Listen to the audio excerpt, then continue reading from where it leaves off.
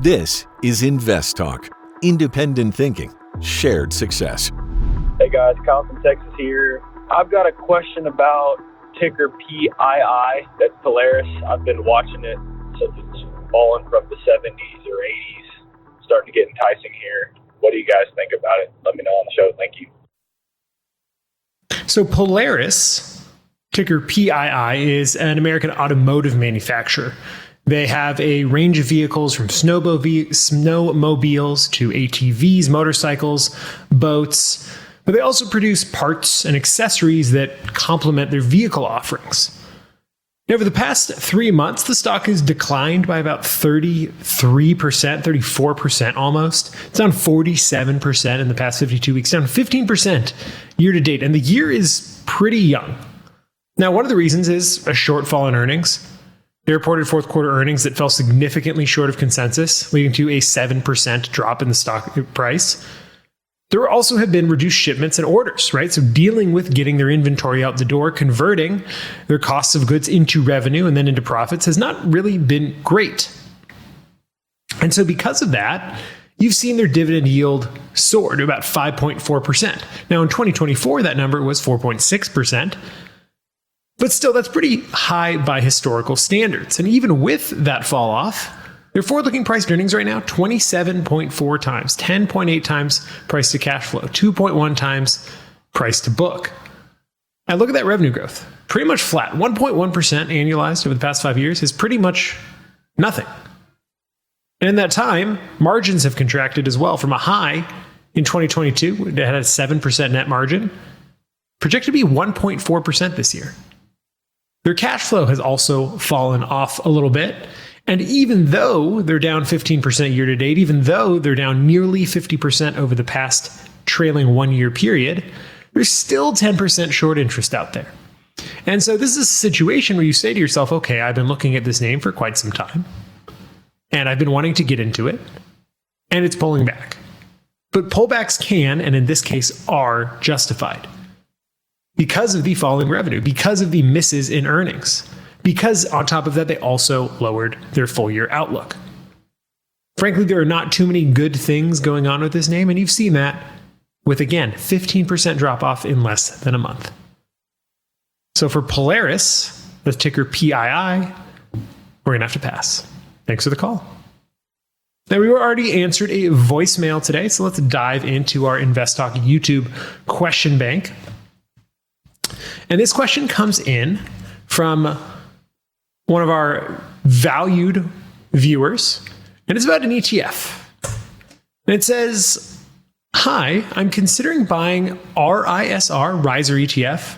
Thoughts? It seems to move inverse other mortgage ETFs. I would like to know why. Well, the RISR Folio Beyond Alternative Income and Interest Rate Hedge ETF seeks to provide income and protect against rising interest rates, though exposure to interest rate only MBS and U.S. Treasury bonds. It is an actively managed fund, and so it seeks a duration target of approximately negative 10 years. A negative duration is where prices increase as interest rates rise, so the opposite move that you'd see with a positive duration.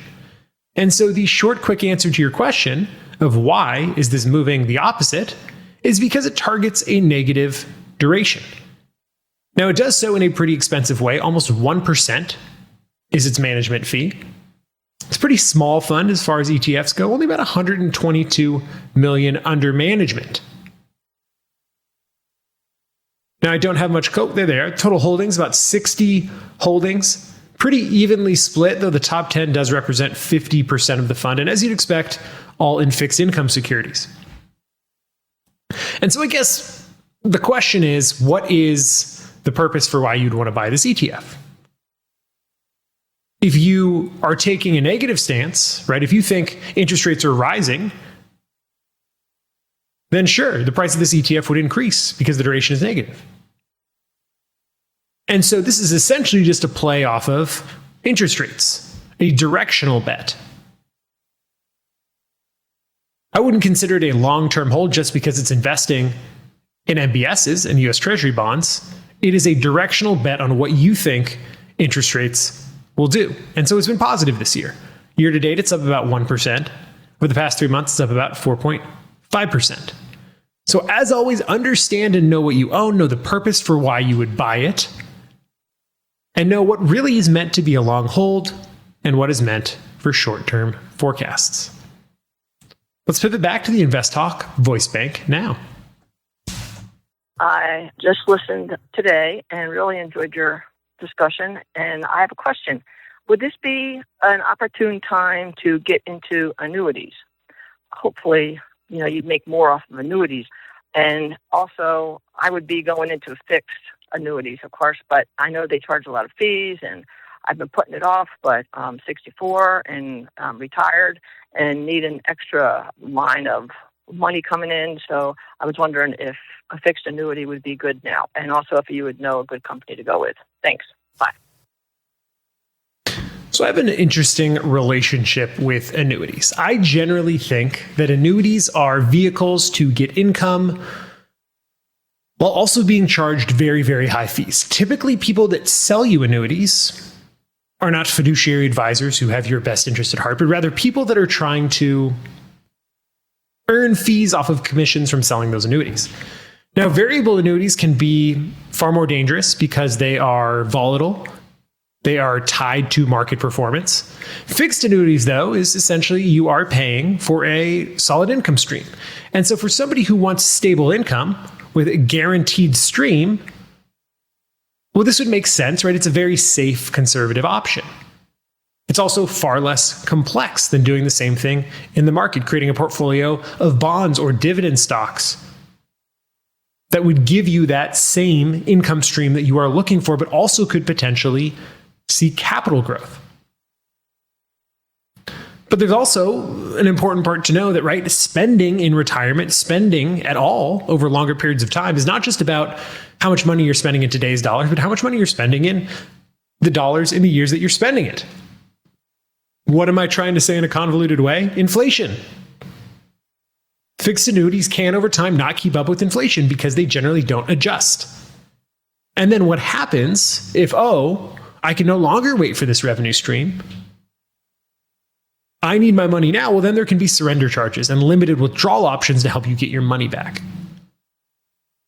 And so what I would say is if you need income and you know exactly what you need, and there is no chance that is going to deviate from that, and you don't need it more quickly, there are no liquidity concerns, and you want to just have that fixed stream, then I think annuities are fine.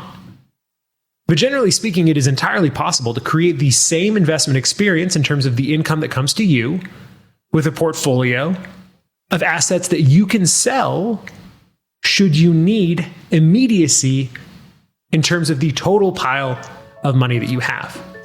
And it's cheaper. Thank you for tuning in. If you enjoyed this content, please give us a thumbs up and subscribe for more updates. Looks like we got our first live call. Richard from Santa Clarita asking about CNQ and listening to the live stream. Do you own it or are you looking to buy it? I own a little bit of it. My question, first of all, thanks for taking my call. And I just want to say I try to listen to every show that you and Justin do. Well, thank you. Glad to hear that. With CNQ, I know it's dealing with oil, natural gas. I think it's more oil than natural gas, I think. And I know that you've been favorable in the past on this particular energy company, especially its pipeline, with the United States.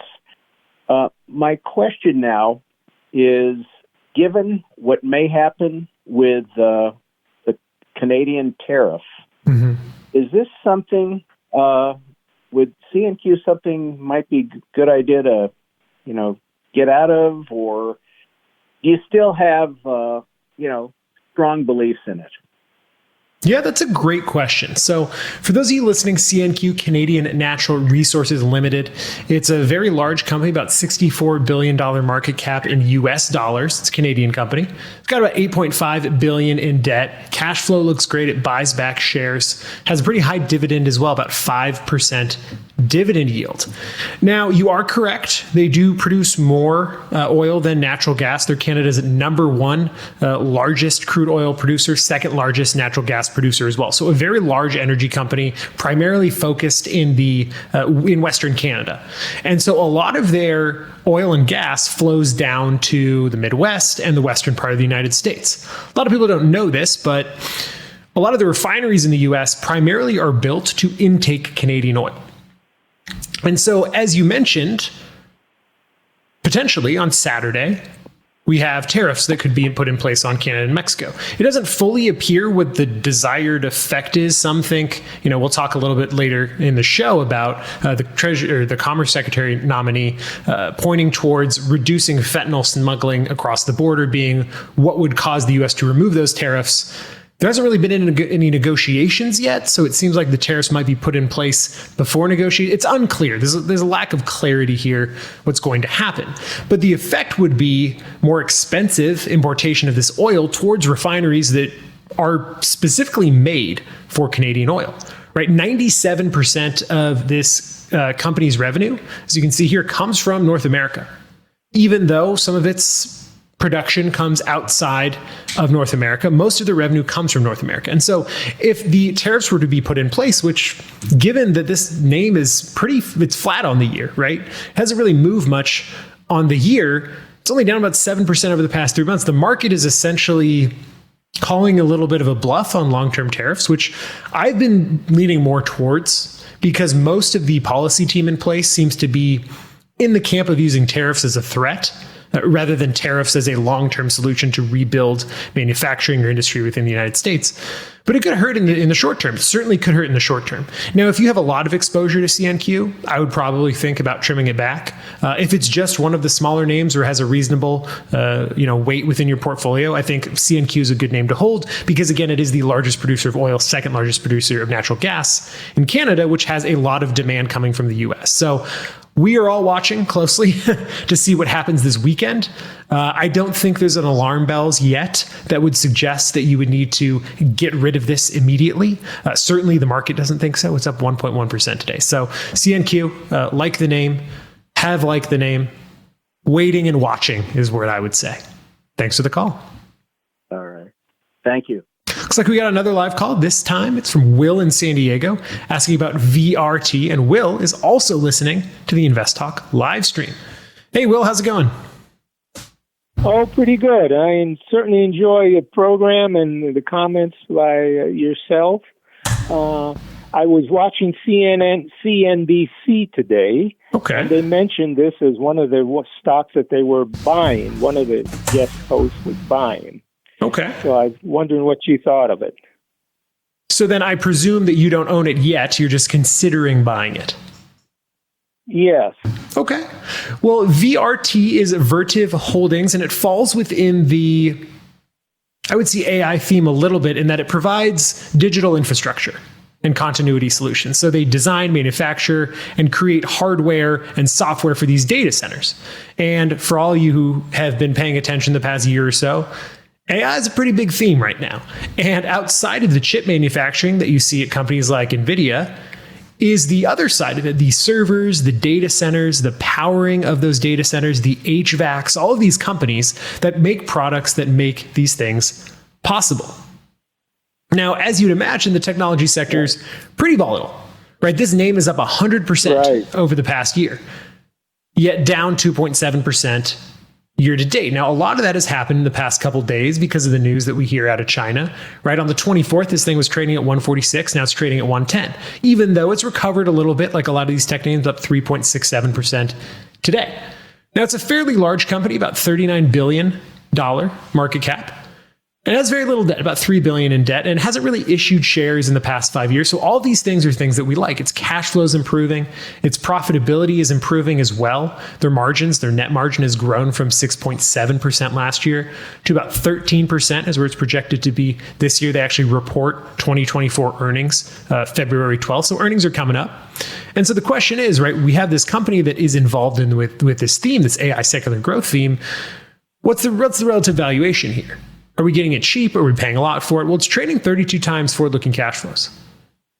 It's trading at 5.4 times, 34 times price to cash flows, 29 times forward-looking earnings, 5.4 times sales. It's kind of in the upper 30% of its price range over the past 5 years. And so given still some uncertainty about the ramifications on demand and if people are going to pull back CapEx, though looking at Meta's earnings today, looking at Microsoft's earnings today, it doesn't seem like CapEx is going to go down. And certainly if China's advancing, the US government might get involved to throw more money in there.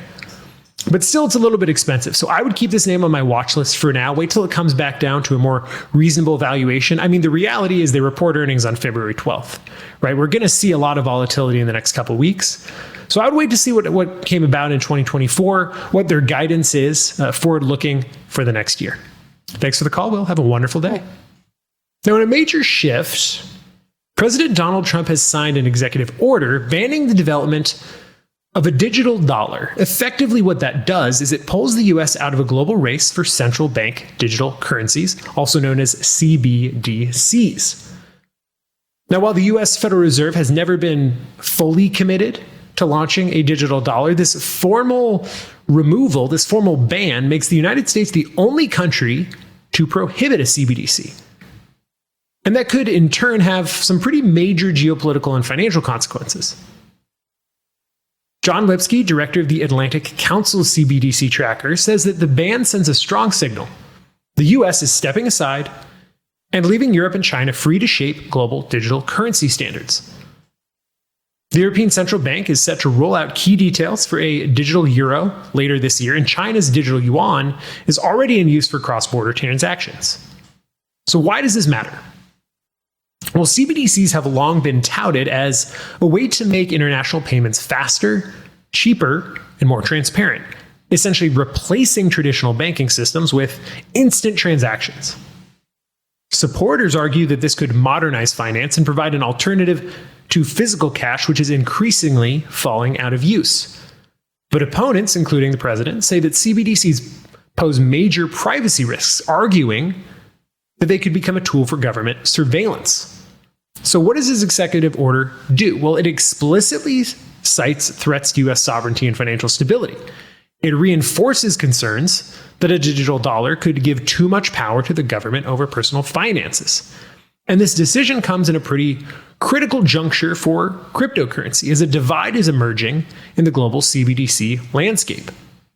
Just a few months ago, the Bank of International Settlements, the BIS, abruptly withdrew from China's mBridge project, a major initiative for cross-border digital payments.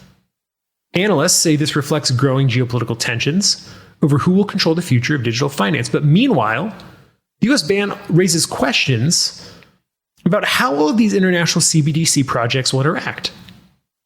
There's something called the Agora Initiative, AGORA, and it includes G7 central banks like the European Central Bank and the Bank of Japan, and has been seen as essentially the West's response to China's digital currency ambitions. But with the Federal Reserve now locked out, some analysts believe that the only way forward for this project would be to incorporate dollar-backed stablecoins, like Tether USDC. That's a major shift from what the original plan was. And so for now, these stablecoins, which are privately issued digital assets pegged to the dollar, well, they're likely going to fill the void left by what is the banned digital dollar. The big question, though, remains, is whether it'll be enough to maintain U.S. financial dominance, fiscal dollar dominance in the global transactional economy. Now, we have plenty of time before our next break, so let's fit in another listener question. This one from our InvestTalk YouTube channel, and it is from Greg, or as he spells it, Greeg08, and it's on BCC. And the question is, I'm looking at opening a position in Boise Cascada, BCC. It is currently in the low 120s. Would this be a good spot to initiate a position? I'm trying to get more materials exposure in my portfolio. Let's pull this up here on FactSet. BCC, a forest products company. And so BCC, it's a leading manufacturer and distributor of building materials. They specialize in wood products, plywood, think lumber. And they have two divisions. Their wood products and their building materials distribution division. They're both headquartered in Idaho. Now, this question was asked when it was trading in the low 120s. It's now trading in the mid to upper 120s, trading at 126.32 per share. It's a small to mid-cap company, about $5 billion market cap, definitely on the boundary there. It has about $529 million in debt, so not too much debt. And they've been buying back shares, so they're not capitalizing their company through equity, right? They went from 40 million shares outstanding to about 38.5 in the past year or so. Their cash flow trajectory was looking pretty good for a while. From 2020 into 2022, it grew from 200 million operating cash flow all the way to $1 billion, but it's fallen since back down to about $500 million. And in that time, earnings has been pretty volatile. 2019, $2.06 per share. 2 years later, it was $17.97, then $21.56, then $12.12. Projected to be $9.57 per share this year. They do pay a dividend. It's ranged between 0.5% and 1% yield over the past 6 years. And dividend per share, it's been growing pretty consistently. From 37 cents projected to be $5.82 this year, but likely that's a special dividend that's backing that out. So for reference, last year it was 70 cents per share. Now the revenue growth looks pretty solid, about 6.5% on an annualized basis, but most of that growth from 2019 to 2022, as to be expected, right? All this demand for building materials coming out of the pandemic. And that's fallen off. They reached a revenue high in 2022, hasn't quite gotten there since. Fell back down to 6.8 billion from 8.3, projected to be 6.7 in 2024. And their margins have kind of shrunk as well from a peak of 10.2% net margin in 2022, projected to be about 5.6% this year. Now, in terms of valuation, it's pretty reasonable, I would say, trading about 12.5 times forward-looking earnings. It's about near the average over the past 5 years. Same with price to cash flow at 9.8 times. Price to sales, less than 1. Price to book, 2.3. So it's trading at reasonable valuations. And so the question is now a good time to buy it? What are the growth prospects here? Again, growth has slowed and stalled. Now it's projected to head back in the right direction, go from falling into last year to finally seeing some growth next year. But there are no signs here, in my opinion, even though it's a company that has very minimal debt, its balance sheet looks fine. Everything's headed in the not so great direction. Not in a this company is going to fail type of direction, but again, cash flow is falling. Profitability is tightening. Profitability margins. Net income is falling. Growth is slowing. And so, yeah, the valuation is what it is and seems pretty reasonable to me. It's up 6.28% year to date, though down 1% today. Down 7.71% over the past year.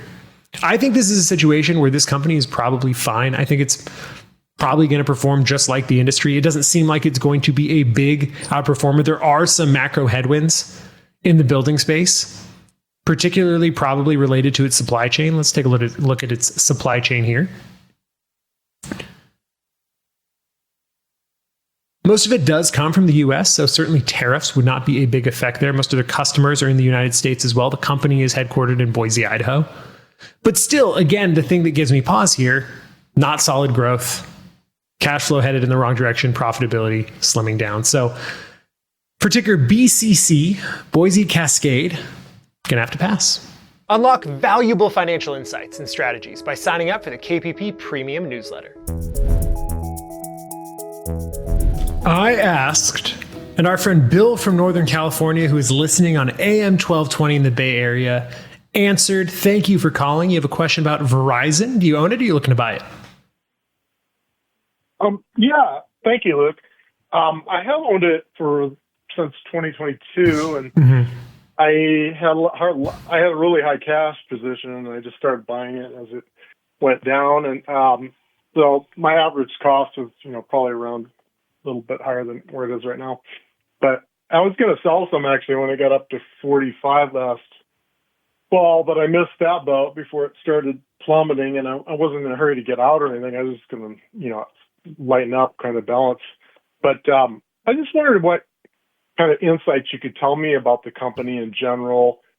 It is a fairly strong position for me. I mean, I have a fair amount of shares for the dividend. How do you see this? Does it just follow interest rate expectations? Because that's the only thing I could figure out why it dropped.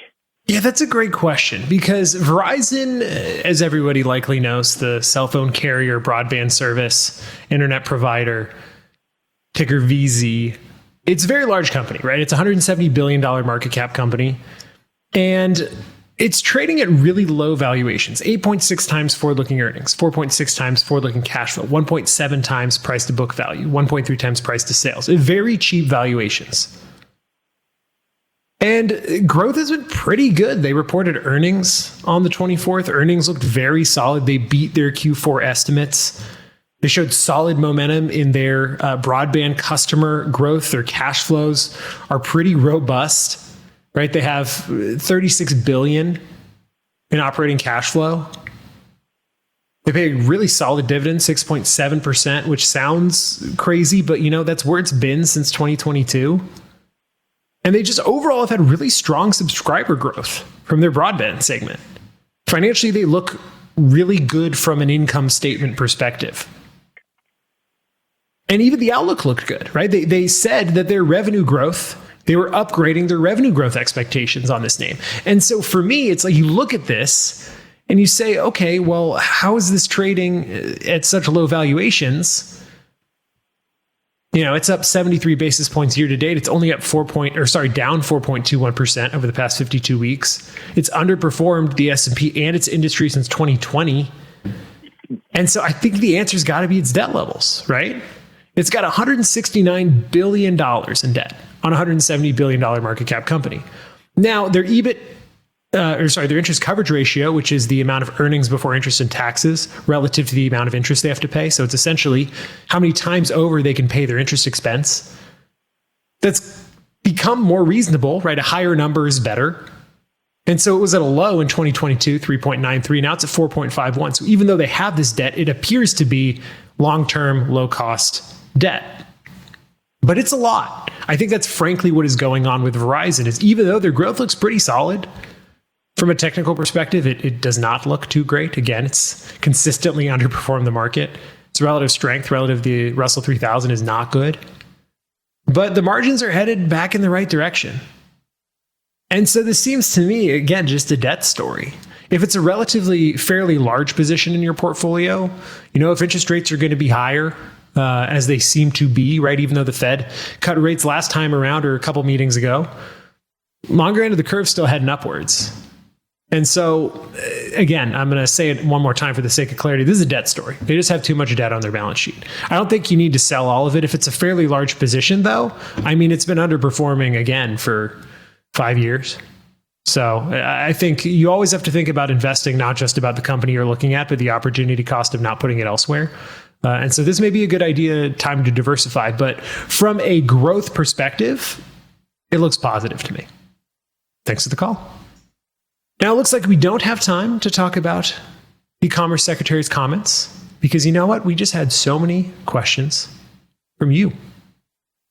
I'm Luke Guerrero. This completes another InvestTalk program. We thank you for listening, and we encourage you to tell your friends and family members about our free podcast downloads, which you can get at iTunes, Google Play, and Spotify. And while you're over there, please be sure to leave us a rate and review. Remember, at KPP Financial, we can help you better understand your portfolio dynamics and calculate your investor risk number. We can also help you optimize the potential of your 401k and build a full financial plan. It all starts with a free portfolio review. It is a free and confidential service. Just head over to investtalk.com. Independent thinking, shared success. This is InvestTalk. Good night.